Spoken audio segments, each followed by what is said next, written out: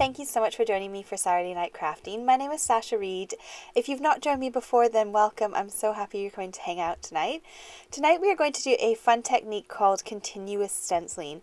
So we're going to take a few different samples and share with you how we can go ahead and make a beautiful card, and it can either be a one layer card or you could add some dimension if you want, and I'm going to share with you how to do that.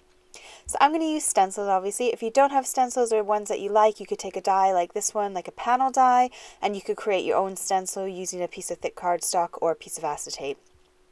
I'm also going to use some shape dies. Again, if you don't have a shape die, you could probably get away with a shaped punch, or you could trace out a shape and cut that shape out if you've not got any dies. I'm also going to use some inks today. I will do my best to share which colors I'm using with you, but I am a bit rubbish at remembering what they are, and I can't quite see them when I do my voiceover.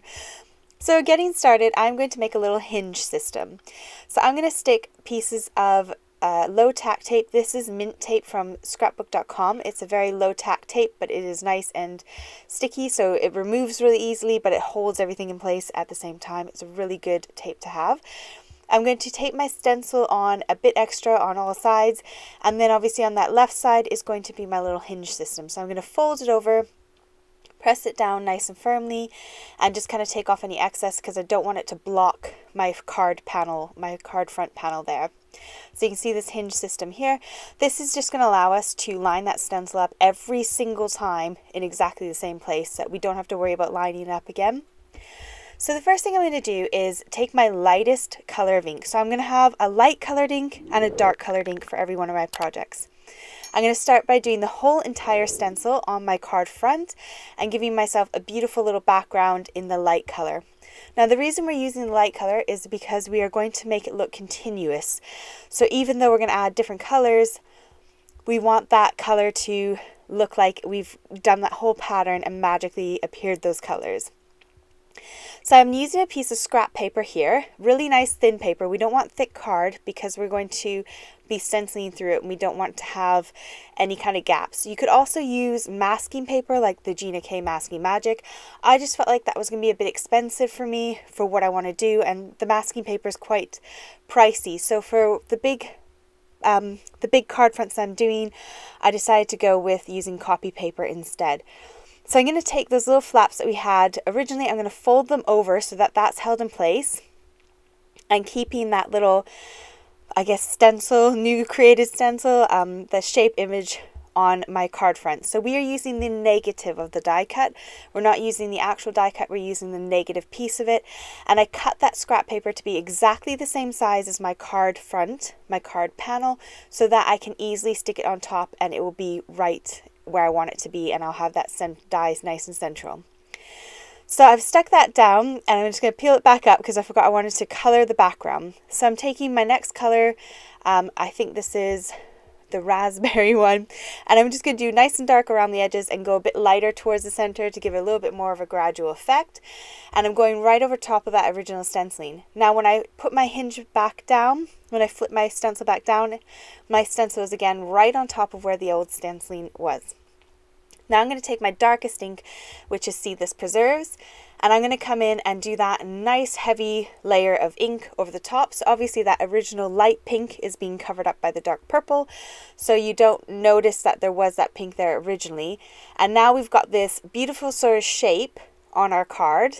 So we've got the beautiful flowery kind of look, and we've got the continuous stenciling, but we've got different colors going on. So now we've got sort of the background color to show and outline that flower shape, but our stencil is dark purple instead of light pink. So you can see the stencil is beautiful. It's like one solid image, and this could be your beautiful one layer card. Stamp a nice sentiment in the middle and you're finished. It's a great fun technique to do. Now if you feel like you want to go a little bit more complex and you've got a really fun die that can cut multiple layers, then you could go for this sort of stepped up version, I guess you could say. So this die here is from Pretty Gets Gritty. It's the Sparkle and Shine Christmas die set. And what we're going to do is the exact same thing as before. So we'll take a scrap piece of paper that's the same size as that top panel. We've got a stencil, which actually happens to be the same size as the card that I'm doing. So I'm doing a 6x6 card to fit this die on it. I'm going to go ahead and cut out my die, And then you can see the layers that there are for this die. So there are 3 layers, I believe, maybe 4. And we're going to use, again, the negative as our main focal image to kind of outline that snowflake. So your die that you choose, or the image that you choose that you want to be on your card, if you go with a nice defined die cut, it really makes it stand out and pop as to what you're using. So this snowflake's great because it's got really quite pokey bits on it, so you can see it's a snowflake image. So my stencil is the same size as my card front panel, and again I'm going to do the same thing. I'm creating my hinge there on the left, and I'm just going to stick down my stencil to the whole entire piece of cardstock. Take my lightest color first, so I'm using the speckled egg. I don't think that's right.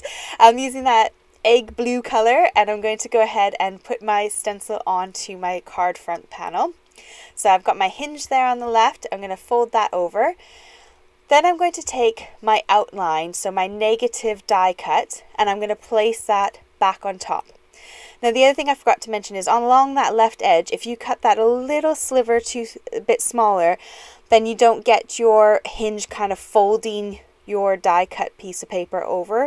If that makes sense, sometimes it can get a bit snug in there, so you want to have a tiny sliver smaller.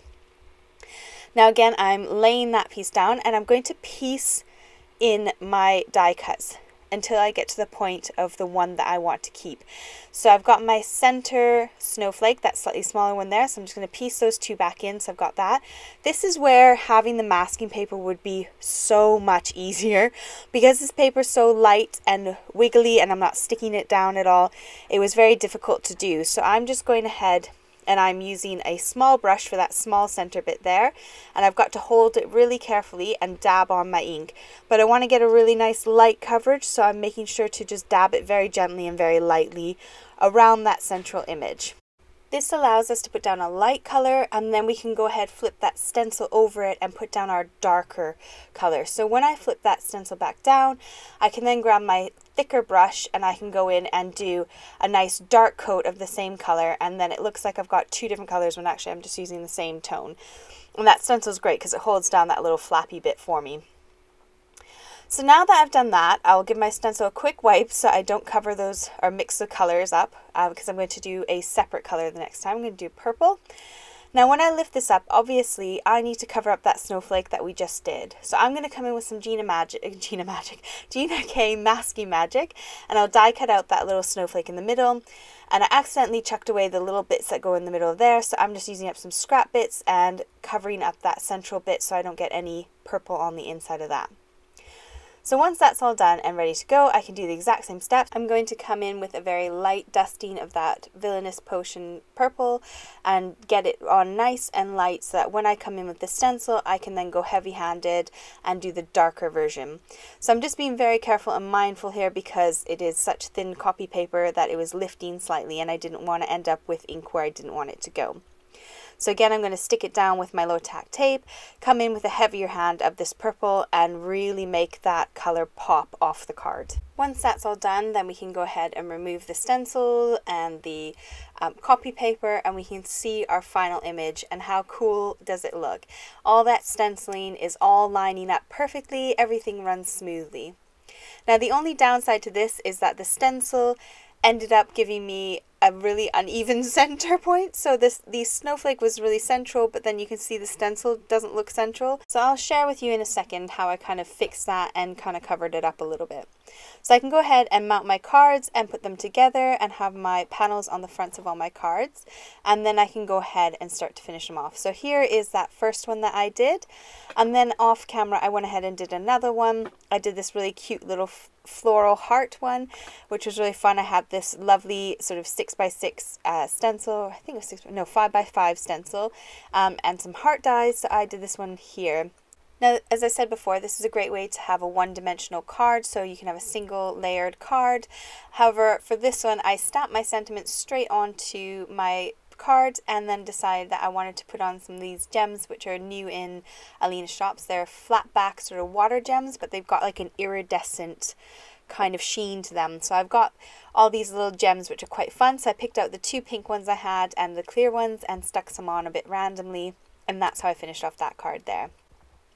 Now I will do my best to link everything that I've used today in the description box, so if you are looking for anything, it should be down there for you. My next card, I decided to use these Happy Birthday dies and some Diamante flatback diamond sort of gems. This die set does have a matching stamp set, but I only use the dies. And it's really tricky to see because I coloured in the happy of the Happy Birthday with a pink gel pen, so it's super shiny and glittery.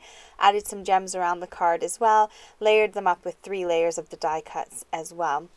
And for my last card, I decided to use some of these word dies. They are Merry and Christmas with the outline. And I did the outline in some vellum. And the Merry Christmas I did in the same blue as the background, but I used some glitter pen and some glossy accents to go on the top. And then those flatback diamantes went all around the snowflake, so they're on every single one of the middle points of my stencil, just on the outside of that snowflake. So in the middle you can see I die cut out some white glitter paper, used a gel pen to colour in the central bits, and that's kind of how I got rid of that slightly offset looking middle bit to my card. I hope that made sense. So those are my 3 finished continuous stenciling, projects I did today. I hope you enjoyed it and had fun with me. Please don't forget to like and subscribe if you did enjoy my content, and you should be seeing me again on Wednesday for midweek crafting. Take care and have a fantastic weekend. Bye.